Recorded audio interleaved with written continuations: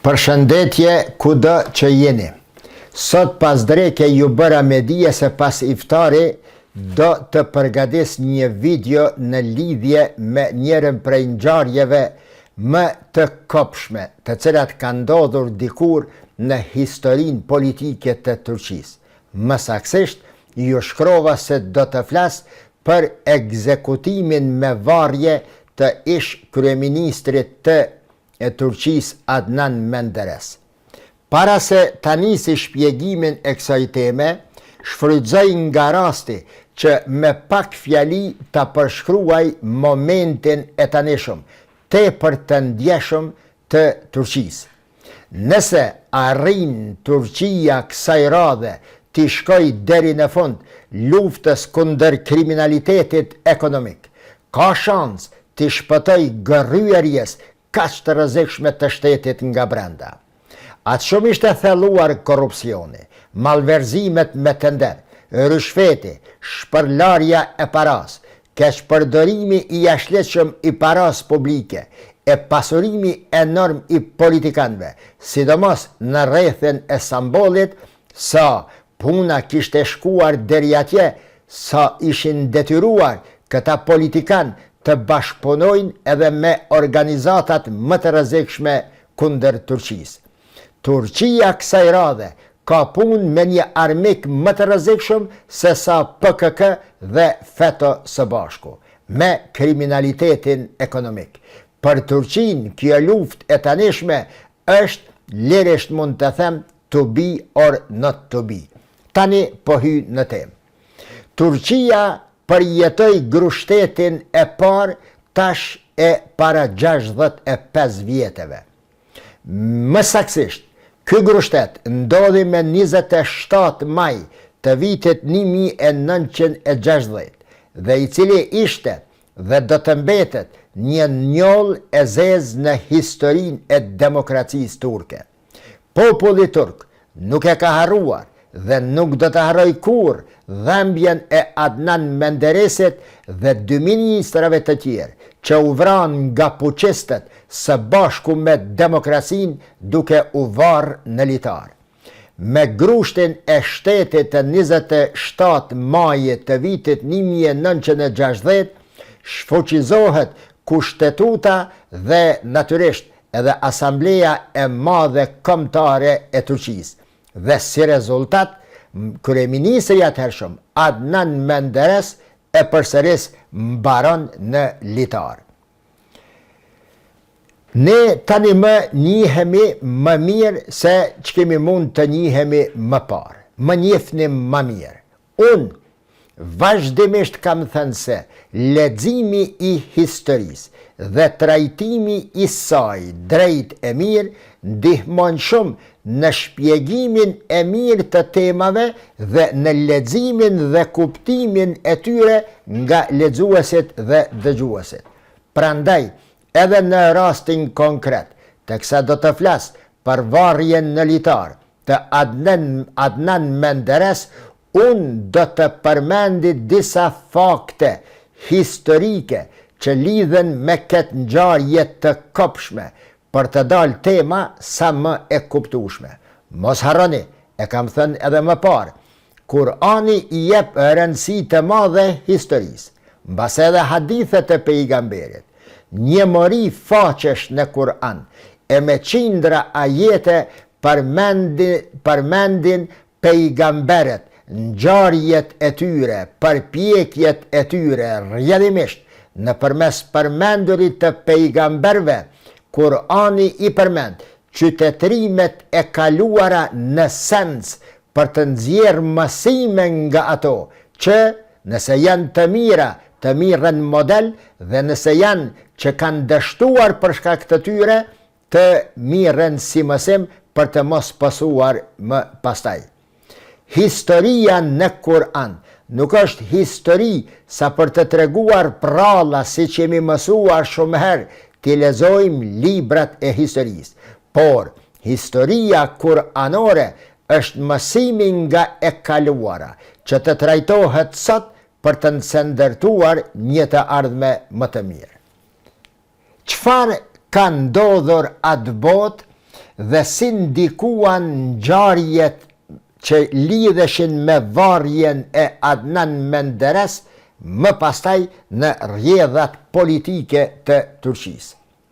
Po hy me fakte dhe data historike për të nxjerrë më pastaj edhe më lehtë, edhe më mirë, edhe më qartë atë se përse Adnan Menderes varret në litar.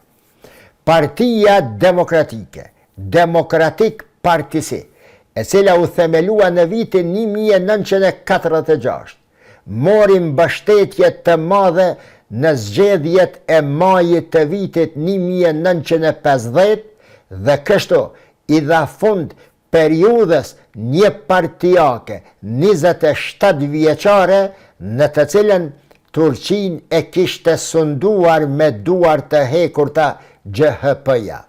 Në zgjedhjet e 22 majit të vitit 1950, Partia Demokratike merr 55.2% të votave dhe siguron 416 ulse në parlament, ndërsa GHP-ja merr vetëm 39% të votave dhe siguron vetëm 69 deputet. Refik Koraltan atë botë zgjidhet për kryetar i parlamentit, Xhelal Bayar bëhet presidenti i tretë i Turqisë e ky fundit menjëherë e mandaton deputetin e Partisë Demokratike nga rrethi i qytetit Aydın, Adnan Menderesin për krimin e qeverisë së re. Menderes e fillon detyrën si kryeministër i qeverisë në 22 maj të vitit 1950. Një nga veprimet e para të Partisë Demokratike, e cila doli para popullit me parullën mjaft më, tani po flet populli, hapat e parë të cilat i ndërmori ishte lejimi i këndimit të ezanit në arabisht, dhe atë në përmes miratimit të rregullores së bërë në qershor të vitit 1950 nga presidenti Xhelal Bayar. Nga e ditë shfuqizohet rregulloria e kaluar e GHP-s e vitit 1932, e cila kishte ndaluar ezanin në arabisht dhe kishte lëshuar rregulloren urdhresen që ezani të lezohet vetëm në gjuhën turke. Përveç tjerave, Adnan Menderes pensionoi edhe 15 generalet kryesor të armatës turke me gjithë 150 kolonel të tjerë. Filluan hapat të rëndësishëm në zhvillimin e industrisë, në arsim, shëndetësi e sidomos në transport. Turqia e pas shpërbërjes së perandorisë osmane, si trashëgimtare e saj, do të detyrohet që të paguaj një çmim të lartë për dekada të tëra për të gjunjësuar, siç ndodh gjithmonë, pas shpërbërjeve të perandorive, shtetet trashëgimtare të dënohen me shkrim apo pa shkrim. Turqia detyrohet të ndërpres marrëdhëniet me vendet arabe dhe me vendet muslimane në përgjithësi, deri në përmasa të krijimit të një armiqësie patologjike midis turqëve si popull dhe kombeve arabe e kombeve muslimane në përgjithësi. Si rezultat i futjes së kësaj armiqësie e imponimit të kësaj armiqësie, për të mos u dashur dhe për të parandaluar ndonjë bashkim eventual i sërishëm i muslimanëve, në vijen e kësaj do të lexuar edhe ndalimin e leximit të ezanit në gjuhën arabe. Gjuha arabe, siç e dini, është gjuhë e Kur'anit, e cila është një ndër bazamentet kryesore mbi të cilat lindet, zhvillohet dhe formosohet ajo që quhet el-auleme el-islamie apo universalizmi islam. Largimi i gjuhës arabe në përmes ezanit, në përmes hifzit të Kur'anit, në përmes mbylljes së shkollave, burgosjes së hoxhallarëve, mësuesve, profesorëve që po flitnin në gjuhën arabe dhe po mësonin të tjerëve gjuhën arabe, ishte natyrisht një halk në zinxhirin e krijimit të armiqësisë midis turqve dhe arabëve nga njëra anë dhe midis turqve dhe muslimanëve në përgjithësi nga ana tjetër. Përveç hapave të parë të cilat sapo i përmenda në kohën e Adnan Menderesit, në vitin 1953, me miratimin e presidentit Xhelal Bayar, fillon konfiskimi i pasurive të luajshme dhe të paluajshme të GHP-s dhe kalimin e tyre në thesarin e shtetit. Deri në këtë vit, GHP-ja dispononte apo i kishte në pronësi afër 70% të resurseve të shtetit, të cilat më pastaj hynë në thesarin e shtetit. GHP-ja e asoj kohë, e kohës së Ataturkut dhe e kohës së Ismet Inönü, me gjithë të mirën që e ka pas, si një parti e parë themeltare e politikave demokratike të Turqisë, ajo nga një formë ishte prolegomeja e një diktatorizmi politik në Turqi deri në vitin 1953. Siç do ta shohim në minutat në vazhdim, dobësimi i saj në zgjedhje, e sidomos dobësimi, krasitja e saj nga pasurit e luajshme dhe të paluajshme, ka bërë që GHP-ja shumë herë të tregohet agresive deri në atë kohë sa të nxit grushtete, të nxit ushtrien dhe të shkaktoj traumat dhe demonstratat më të rrezikshme që ka ndodhur ndonjëherë në historinë e Turqisë moderne. Kështu, me 2 maj të vitit 1954, u mbajtën zgjedhjet e dyta të lira në Turqi. Partia Demokratike e Adnan Menderesit dhe Xhelal Bayarit kësaj radhe e thën një sukses të papar deri atëherë. E thën një rekord.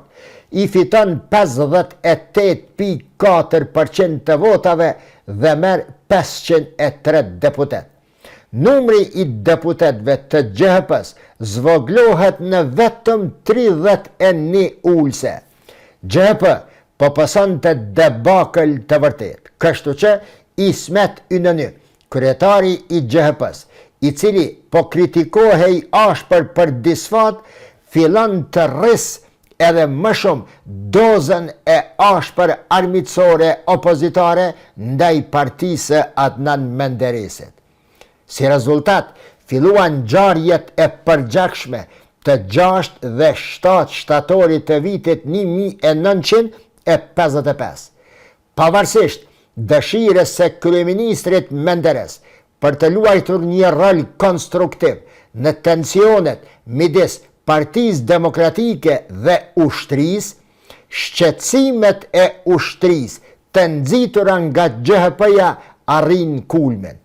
Në këtë kohë, 19 deputet të PD-s largohen nga partia si rezultat i mosmarrveshjeve brenda partisë, e këta 19 e themelojnë partijen Hürriyet.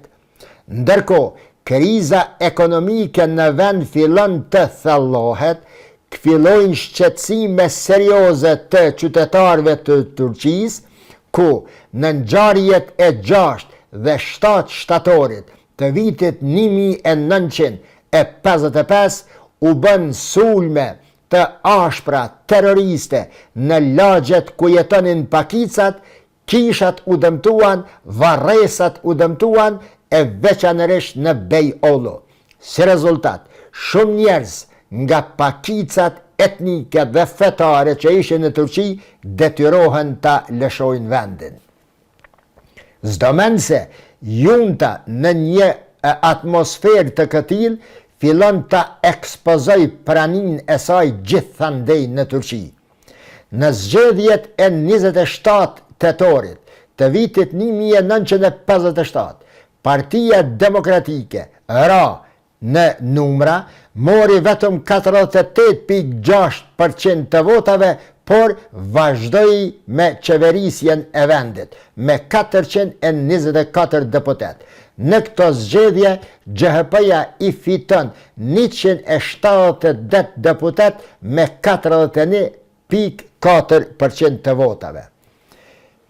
Në shkurt të vitit 1959, Menderes udhëton për në Londër për të nënshkruar marrëveshjen e Çipros në prezencë të Churchill. Aeroplani i tij rrëzohet në aeroportin e Gatwick.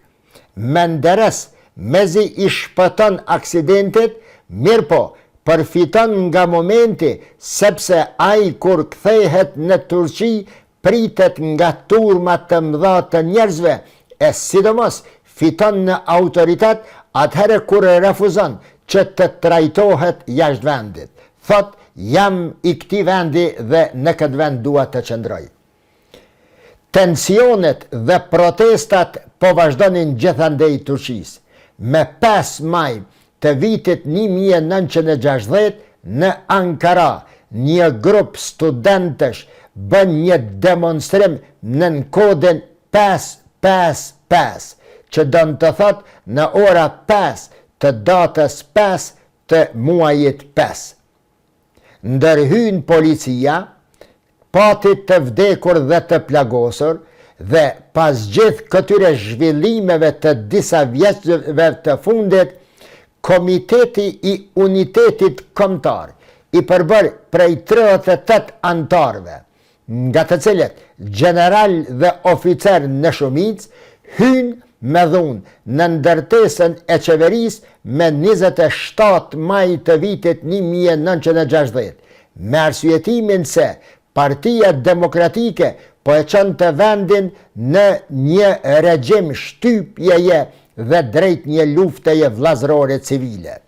Në radio po dit del dhe flet koloneli i atëhershëm i shtabit të përgjithshëm të ushtrisë turke Alparslan Turkesh në orën 04:36. Deklarata e tij përfshinte fjalët mesavian. Sot, forcat e armatosurat të Turqisë morën administrimin e vendit për të mos shkaktuar edhe më tutje grindje vllavrasëre për shkak të krizës në të cilën ka rënë vendi dhe demokracia jonë. Arrestohen të gjithë të pranishmit dhe udhëheqësit e qeverisë dhe të presidencës turke. Ndërta, presidenti Xhelal Bayar, kryeministri Adnan Menderes, antar të tjerë të qeverisë, deputet të Partisë Demokratike, shefi i shtabit të përgjithshëm të atëhershëm, general Rüştü Erdelhum dhe disa zyrtar të lartë të administratës turke. Të gjithë arrestohen dhe burgosen në burgun famkeq të Yasiada. Në burg ndaj tyre zhvillohet një dhunë e papar shtazarake. Si rezultat, Xhelal Bayar tenton të bën vetvrasje. Gjatë këtij procesi të gjykimit të tyre, asnjë prej të pandehurve, veçanërisht Menderes, nuk lejohen të kenë të drejta mbrojtjeje me avokat. Gjykata ushtarake kërkon dënimin me vdekje për 288 nga 599 të arrestuar. Gjykimin në Yasiada filloi me 14 tetor 1960 dhe përfundoi me 15 shtator të vitit 1961. Dënimet me vdekje të ish presidentit Xhelal Bayar, ish kryeministrit Adnan Menderes, ish ministrit të jashtëm Fatih Rüştü Zorlu dhe ish ministrit të financave Hasan Potalkan u bën njëzëri. Megjithatë, vendimin ndaj presidentit Xhelal Bayar ndryshohet me burgim të përjetshëm për shkak të moshës së tij. Fatih Rüşdi Zorlu dhe Hasan Polatkan u ekzekutuan me varje me 16 shtator të vitit 1961 para mëngjesit, ndërsa Adnan Menderes një ditë më vonë, do me thonë me 17 shtator të vitit 1960 dhe atë në burgun e ishullit Ëmrallë në ora 13:21. Burgu i famshëm i ishullit Ëmrallë është burgu në të cilin sot qëndron krye terroristi i PKK-s Abdullah Öcalan. Kështu, shumë vite më vonë, në vitin 2012, krijohet Komisioni i Kërkimeve me kërkesë të Recep Tayyip Erdogan. Dhe në vitin 2023, TRT-ja turke bën një emision disa orësh të përkthyer në disa gjuhë të huaja, ku shpjegon tragedinë që lidhet me grushtetin e vitit 1960 dhe me varjen në litar të njërit prej kryeministrave më të suksesshëm në historinë moderne të Republikës së Turqisë.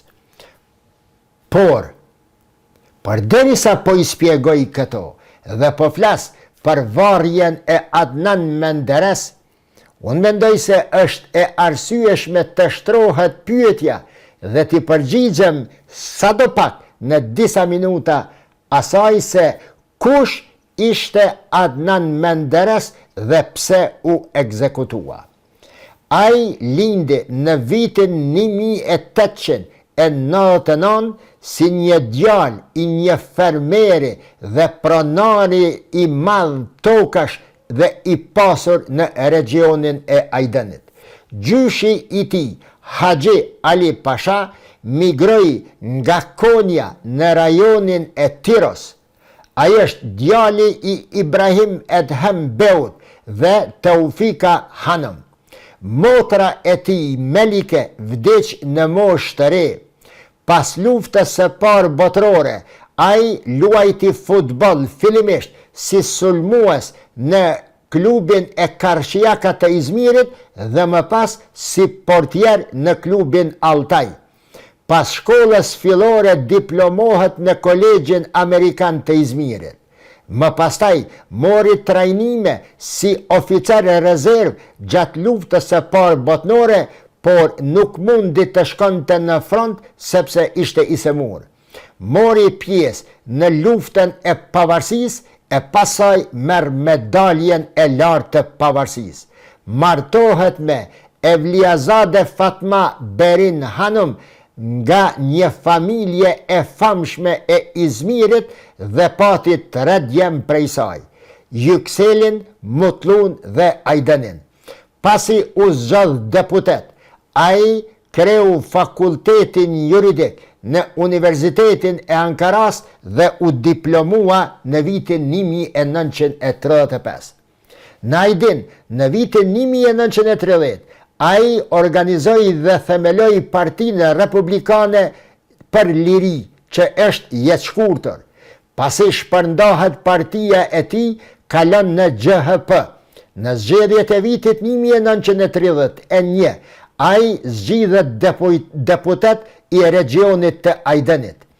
Nga radhët e GHP-s, kur Inëni u bë kreu i GHP-s pas vdekjes së Ataturkut, ai kundërshtoi veprimet e Inënis për të shfuqizuar, për të shtetëzuar të gjitha mjetet e prodhimit dhe tokat në pronësi të qytetarëve të Turqisë. Menderes dhe disa deputet të tjerë e kundërshtuan ashpër këtë projekt ligj të Inënis.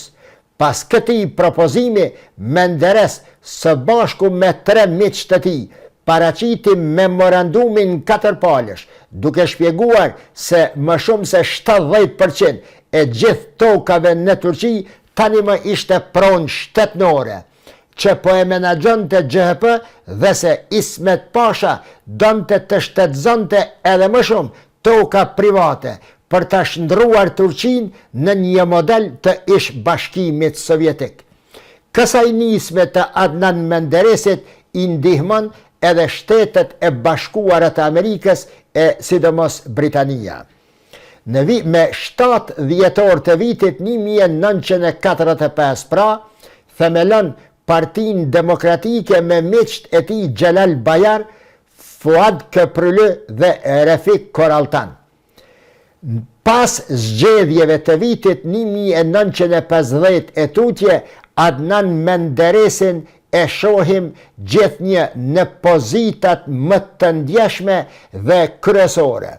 Dhe është e rëndësishme të përmendet këtu se rikuperimi i marrëdhënieve të Turqisë me botën e jashtme, me botën perëndimore në përgjithësi dhe fillimi i rikuperimit i lidhjes së marrëdhënieve diplomatike, ekonomike, kulturore, qytetërimore me vendet e botës arabe fillon pikërisht në kohën e Adnan Menderes. Por pse u varr ky njeri? Ai akuzohet për një sër akuzash dhe kryesorja është përpjekja e tij për të ndryshuar rendin kushtetues të Turqisë.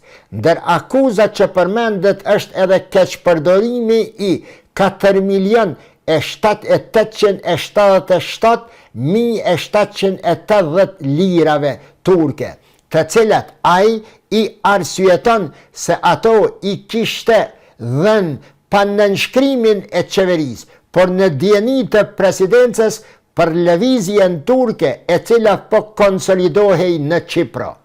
Në këtë kohë, Greqia kishte nxitur një shfarosje masive kundër turqëve Qipriot. Adnan Menderes, shumë kohë para Bülent Ecevitit të vitit 1974, kur invadon Qipron, Adnan Menderes fillon lëvizjen ose nxitjen ose përgatitjen e të rinjve turq në Qipro për të mbrojtur vendin e tyre dhe për të rezistuar dëbimit të tyre.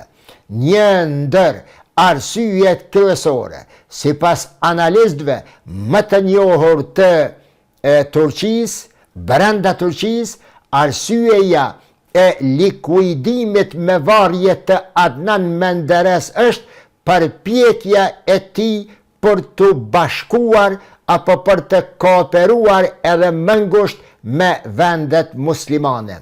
Si pretekst të kësaj e marrin natyrisht edhe rikthimin e leximit të ezanit në gjuhën turke. Deri në videon e radhës, mirëmbëjtje.